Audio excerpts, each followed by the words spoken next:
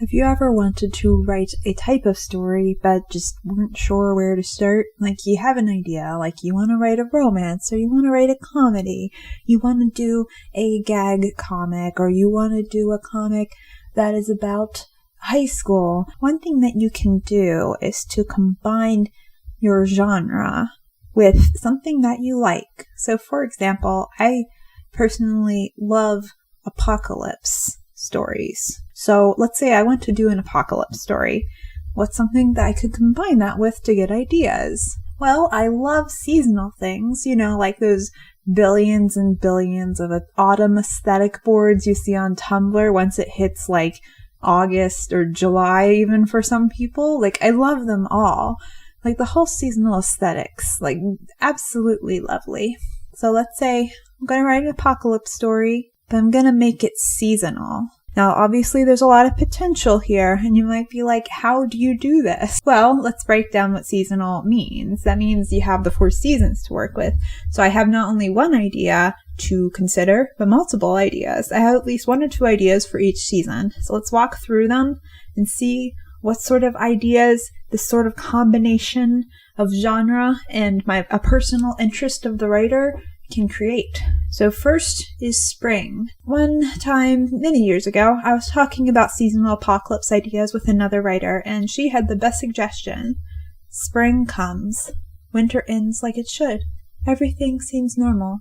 But then, as the trees begin to blossom, as the flowers come forth, as animals have their babies, everything is somehow wrong. The flowers blooming on the trees are poisonous. The flowers are large and carnivorous. They have a taste for human flesh. The newborn animals are vicious, abnormal, and dangerous. It happens in one hemisphere and then in the other 6 months later, and no one knows why or how to stop it. This sort of twisting of cute and often romanticized new life spring imagery could be done to make a really wonderfully horrific apocalypse. It kind of feels like a Junji Ito kind of style of horror if done right. Just very disturbing in a kind of quiet, weird sort of way. So yeah, there's one idea. Next season to consider is summer. So summer is it's kind of a deceptive season when it comes to the apocalypse. So everything is full of life. The sun is shining, the days are long, it's warm, it's lively, people are out of school and happy, and so on. But the summer also brings the ocean. The ocean is wonderful, but terrifying. Every time I go swimming in the ocean, it just keeps repeatedly punching me in the face. With waves, obviously. This is all good fun, but what if the ocean was I hate everyone. This punching is very deliberate, and I will also use the riptides and the tidal waves, and I will destroy the human race. Because I don't like them. And this would be kind of silly, but also the idea of a sentient ocean would be a lot of fun in my personal opinion. Especially if there's a friendship arc where a child befriends the ocean's right-hand fish, I guess, and together they save the day by, healing the ocean's broken heart. So I guess it's less of an apocalypse story and more of a weird ocean uprising sort of story, but it's still an idea. The second idea for summer is something that often happens in the summer, which is festivals. And not just any festival, but a hot air balloon festival. So hot air balloons are pretty, but what if they hid a darker secret? What if they're actually alien invaders disguised as hot air balloons? I mean, think about it. When you see a hot air balloon, your thought is not, I'm about to die and I should run. No, your thought is, oh my gosh, it's so pretty. So yeah, they would make an excellent disguise. Hot air balloon aliens are coming to take over the world and destroy it. And they would look very, very pretty as they do. To make this scary, they could kill people in really weird or horrifying ways. Or maybe they don't kill them. Maybe they do something worse, using them to power their ships or the hot air balloons or something. Instead of burning fuel to keep the hot air balloon afloat, maybe they burn human beings. That's vicious. But yeah. The third season to combine with the concept of an apocalypse is autumn. Obviously there's a lot you could do with with the autumn apocalypse. It's the end of summer, everything's dying and all that. But you could also go at it from a more unique angle. What are other things that autumn brings? What has the potential for death and destruction while still being, very autumnal? Every year, millions, if not billions, of apples are picked and slaughtered for apple pie and other apple delicacies. But one day, the apple orchards say, enough.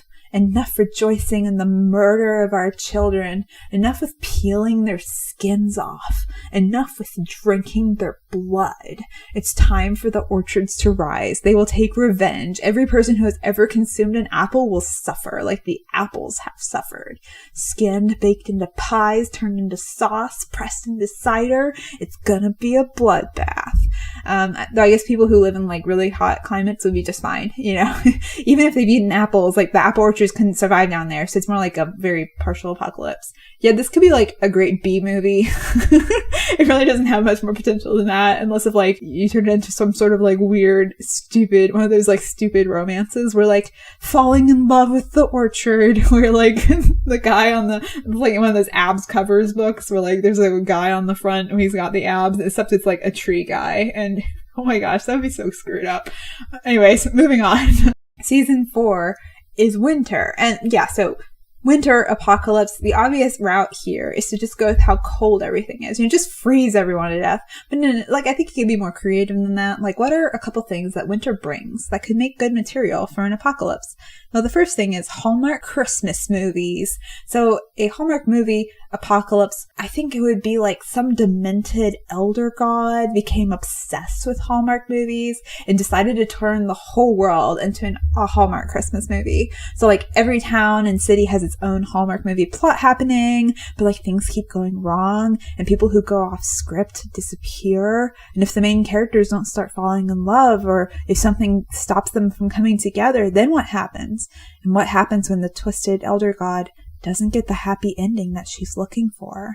I see this as like kind of Groundhog Day, where people are trapped inside of movie plots and they have to keep doing things over and over until they get them right. And if they get them wrong, like either they're forced to repeat it, or like she just sort of, the elder god just sort of smites them because she's annoyed. And even when they do get it right, like even if they complete the movie, once the movie is over, the fabric of time and space would just be so warped that like the town or the city of the story is just sucked into a dark void, and everything and everyone in it is gone. As each place in the world completes its own Hallmark movie Christmas plot, so does each part of the world get sucked into cold, dark nothingness until the planet itself is gone.